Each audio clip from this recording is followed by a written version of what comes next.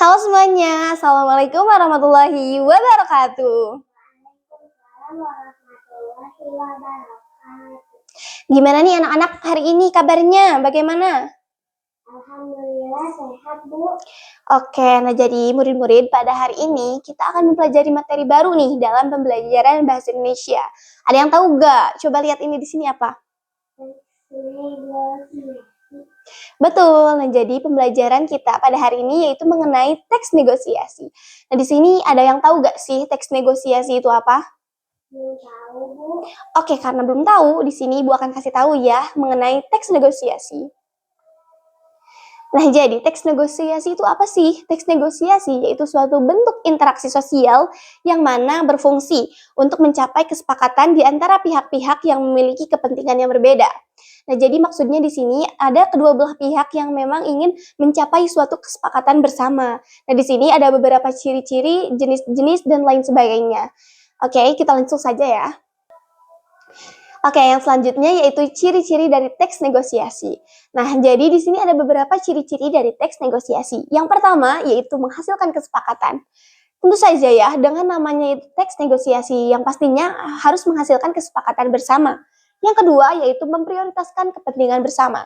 Jadi ketika kita ingin melakukan suatu negosiasi, kita itu harus melakukan kesepakatan bersama gitu kan. Tidak mungkin kesepakatan dari salah satu saja gitu kan, dari satu belah pihak saja. Lalu yang selanjutnya itu adanya pihak yang terlibat. Tentu saja karena teks negosiasi itu dilakukan oleh beberapa pihak. Karena tidak mungkin kan ketika kita sendirian gitu ingin melakukan negosiasi. Dan apa sih gitu yang mau dinegosiasikannya kalau misalkan memang sendiri gitu. Jadi yang ketiga yaitu adanya pihak yang terlibat. Yang terakhir yaitu terdapat unsur membujuk atau persuasif.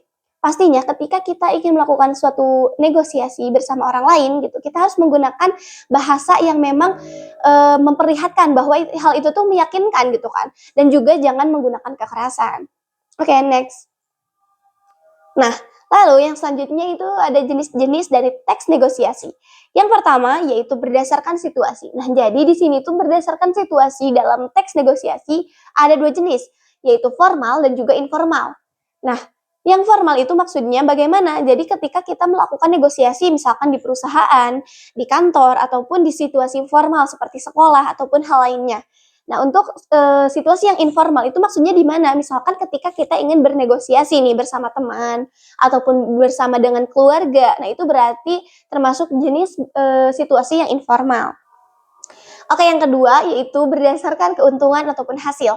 Nah, yang pertama yaitu kolaborasi atau win dan win. Maksud di sini tuh apa sih? Win itu kan artinya keuntungan.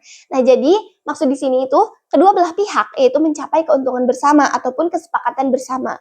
Lalu yang kedua yaitu dominasi, win dan loss. Maksudnya di sini itu salah satu pihak mendapat keuntungan yang besar sedangkan pihak lainnya mengalah. Nah, lalu yang selanjutnya yang ketiga akomodasi atau loss dan win. Apa sih bedanya antara dominasi dan akomodasi?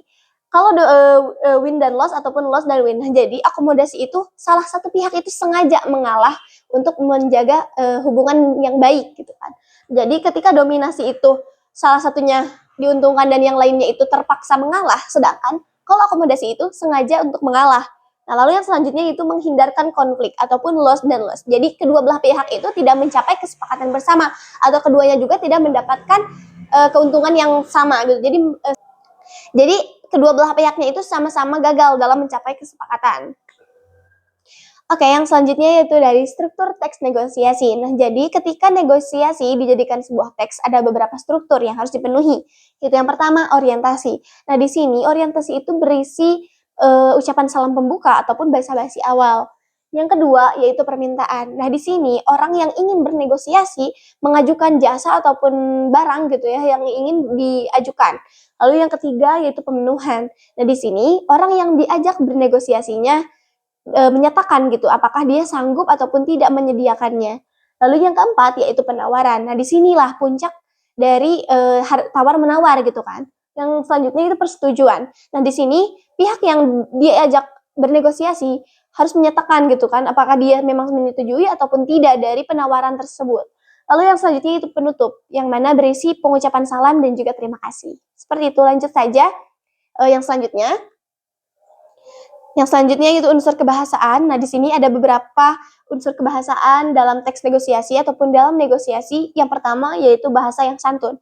Tentu saja ya, ketika kita ingin melakukan suatu negosiasi ya bersama seseorang, pastinya kita harus menggunakan bahasa yang santun, baik dan juga benar, agar ketika orang yang ingin diajak bernegosiasinya tersebut juga senang mendengarnya gitu kan, tidak merasa terintimidasi ataupun tidak merasa tersinggung. Yang kedua yaitu kalimat persuasif ataupun membujuk. Jadi ketika kita ingin melakukan negosiasi, kita itu harus pintar-pintar menggunakan kalimat ataupun bahasa yang memang bersifatnya membujuk. Yang selanjutnya itu kalimat bersyarat. Nah, jadi kalimat bersyarat itu menggunakan kata ganti jika ataupun maka. Misalkan jika ibu membeli ini, maka saya akan memberikan diskon ataupun apa seperti itu. Nah, lalu yang selanjutnya itu pronomina atau kata ganti saya, kami, bapak ataupun ibu. Nah, jadi ketika menggunakan kata ganti ataupun pronomina yang baik, maka orang yang ingin diajak negosiasinya tersebut merasa dihormati dan dihargai. Oke anak-anak, karena nanti kita akan melakukan praktik, di sini ibu juga akan mencontohkan terlebih dahulu bagaimana sih cara bernegosiasi dengan baik, seperti itu. Nah di sini ibu akan berperan menjadi seseorang yang diajak negosiasi dan juga orang yang mengajak negosiasi, seperti itu. Nah murid-murid gimana nih? Ada yang penasaran nggak ibu akan memerankan apa? Apa, Bu? Nah di sini ibu akan memerankan sebuah skenario yaitu negosiasi antara ketua OSIS dan juga kepala sekolah, yang dimana ketua OSIS ini tuh mengajukan kepada kepala sekolah untuk mengadakan konser amal seperti itu. Oke, di sini ibu contohkan terlebih dahulu ya. Selamat siang Bapak, terima kasih telah meluangkan waktunya bersama saya. Di sini saya mewakilkan teman-teman OSIS saya ingin mengajukan sebuah proposal, di mana proposal ini mengenai rencana konser amal untuk panti asuhan Bapak, yang mana diadakannya itu pada bulan depan di lapangan sekolah. Oke, selamat siang. Konser ya? Bapak jadi ragu. Soalnya pada pengalaman tahun kemarin juga, acara konser itu bikin kelas kotor, berisik, dan juga banyak anak-anak luar yang mana masuk tanpa izin. Jadi sepertinya Bapak tidak akan bisa izinkan nih kalau acaranya sebesar itu. Kami sangat memahami kekhawatiran Bapak soal keamanan dan juga kebersihan. Justru itu, Pak, di proposal kami ini kami sudah menyusun konsep yang berbeda. Nah, jadi di sini kami akan membatasi penonton hanya untuk internal sekolah saja. Selain itu, kami juga sudah bekerja sama dengan Ekskul PMR dan Pramuka untuk tim kebersihan khusus yang akan menyisir lapangan setiap 1 jam sekali. Tapi tetap saja, pasti biayanya besar. Uang kas sekolah ini tidak bisa dialokasikan untuk acara hiburan seperti itu sekarang. Nah itu dia Pak poinnya, jadi kami itu tidak meminta dana dari sekolah, tapi kami di sini akan mengumpulkannya dari sponsor luar dan juga jualan kreativitas siswa di kantin. Di sini malah kami justru ingin meminta izin kepada Bapak agar hasil keuntungan tiketnya itu bisa diserahkan atas nama sekolah ke panti asuhan. Ini juga akan meningkatkan citra positif sekolah kita di masyarakat, Pak. Jadi tanpa dana sekolah, keamanan internal, dan tujuannya amal. Baik, kalau begitu konsepnya Bapak terima sih pastinya. Tapi dengan satu syarat, jam 4 sore itu acara harus sudah selesai dan juga lapangan harus kembali bersih. Gimana, setuju? Siap Pak, setuju sekali. Kami akan pastikan semua aturan kami taati. Terima kasih banyak Bapak atas dukungannya. Nah anak-anak, dari yang telah Ibu contohkan tadi, kenapa sih Bapak kepala sekolah yang awalnya tidak menyetujui adanya konser amal, menjadi menyetujui setelah berkomunikasi dengan ketua OSIS?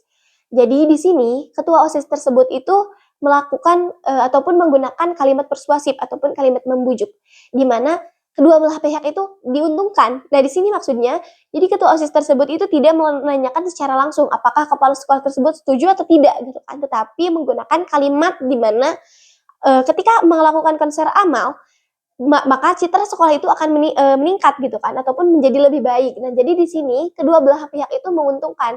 Dan juga di sini ketika ketua OSIS itu menjelaskan bahwa dana yang digunakan itu merupakan dana sponsor dan juga kreativitas siswa, di sini juga sekolah itu menguntungkan karena tidak mungkin kan tadi kata kepala sekolah ketika melakukan konser yang sebesar itu akan cukup dari uang kas sekolah. Jadi di sini teks negosiasinya itu mencapai kesepakatan ataupun dua-duanya menguntungkan. Oke, gimana nih anak-anak? Jadi ngerti kan negosiasi itu seperti apa? Ibu. Nah, jadi nanti Ibu akan membagikan di sini ya, satu kelasnya akan Ibu bagi beberapa kelompok di mana kalian akan mempraktikannya secara langsung. Gimana nih? Semangat gak? Semangat, Bu. Oke, mungkin sekian dulu ya pertemuan pada hari ini. Wassalamualaikum warahmatullahi wabarakatuh. Waalaikumsalam warahmatullahi wabarakatuh.